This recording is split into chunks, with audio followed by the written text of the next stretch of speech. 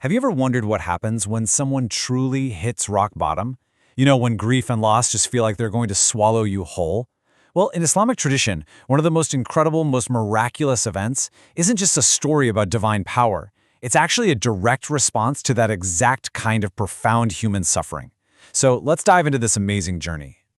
So to really get this, we have to go back to a period that was so devastating for the Prophet Muhammad that it actually earned a name, Am al-Huzn, which literally means the year of sorrow.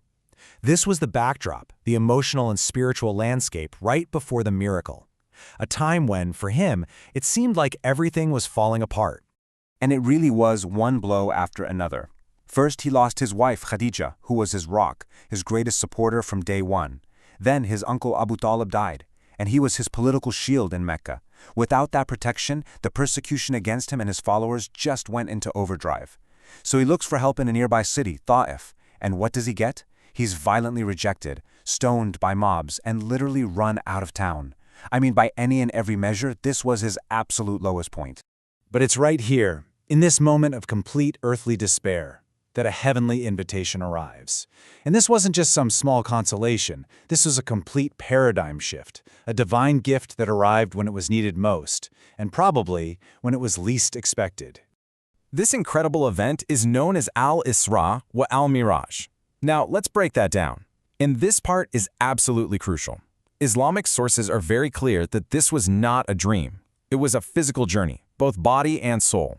The first part, the Isra, was from Mecca to Jerusalem, and the second part, the Miraj, was an ascension up through the seven heavens, all of it happening in just a fraction of a single night. So the journey continues with the ascension, the Miraj. And during this part of the journey, the Prophet was shown realities that are completely beyond our world. He was given these glimpses of the unseen, of heaven and hell, and each one carried these deep, profound moral lessons. And what he saw really illustrates this direct line between our actions and their consequences. In heaven, he saw incredible things, like tents made of pearl and soil that smelled like the finest musk perfume. But in hell, the punishments were like a dark mirror of the sins. People who used to backbite and gossip were scratching their own faces with copper nails. Those who committed adultery were forced to eat disgusting, rotten meat, while perfectly good, fresh meat sat right next to them. Each vision was this powerful, unforgettable lesson.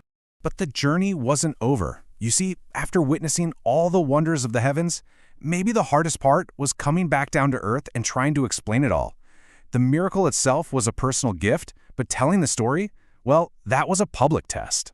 And I think this detail makes the story so incredibly human. Think about it. Despite everything he'd just experienced, he wakes up feeling stressed, anxious. He's got that knot in his stomach because he knew his people in Mecca. He knew they would mock him, call him a liar, or worse. He was bracing himself for a massive showdown. So here's the billion-dollar question, right? A round trip from Mecca to Jerusalem on a camel, back then, that would take at least 2 months. He's claiming he did it in a few hours, with no iPhone pictures, no witnesses. How could he possibly expect anyone to believe a story like that? While his main antagonist, a man named Abu Jahl, sees him sitting there looking worried, and he just pounces on the opportunity. He sarcastically asks what's wrong. And when the Prophet tells him, Abu Jahl sees his chance to publicly humiliate him for good. He runs off and gathers the entire city, making the Prophet promise he'll repeat the story in front of everybody. So the trap is set. The crowd knows he's never been to Jerusalem before, so they start grilling him on these tiny, specific architectural details of the city. And for a moment, he's stuck. He can't recall every single pillar and window he passed in the middle of the night. And he later described that feeling as pure terror. A terror he said he had never felt before in his life. He was terrified that his whole message, his whole mission, was about to be discredited. And then, right at that peak of terror, another miracle. God literally lifts the entire city of Jerusalem and places it right there in front of his eyes like a divine hologram. So looking at this vision, he starts answering every single question. He describes every gate, every street, every detail they throw at him until his harshest critics are forced to admit, as for the description, he is accurate.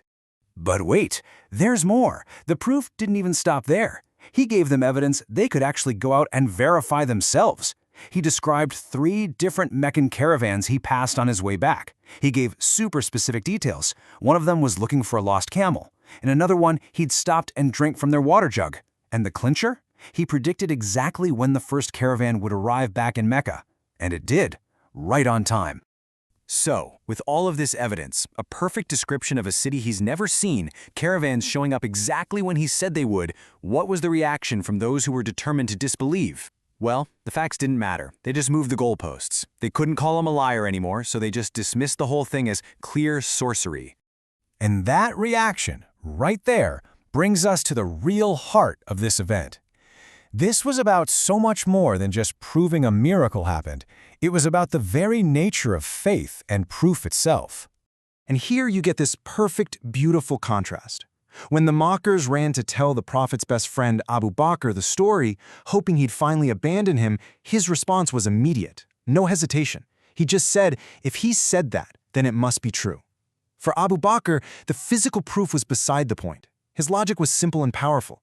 He basically said, look, I believe that this man receives messages directly from God, from beyond the seven heavens. Why would a quick trip to Jerusalem be the hard part to accept? And ultimately, this journey wasn't just for him.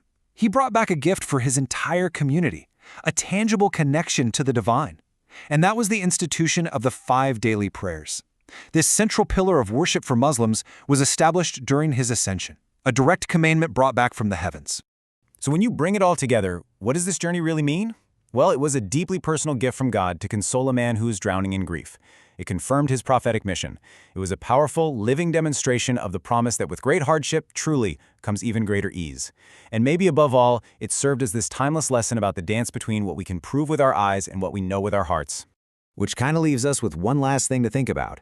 Was this incredible story just a test of faith for an audience living in 7th century Arabia, or is it a timeless lesson for all of us about how we face our own moments of despair and how we find truth when everything around us seems absolutely impossible?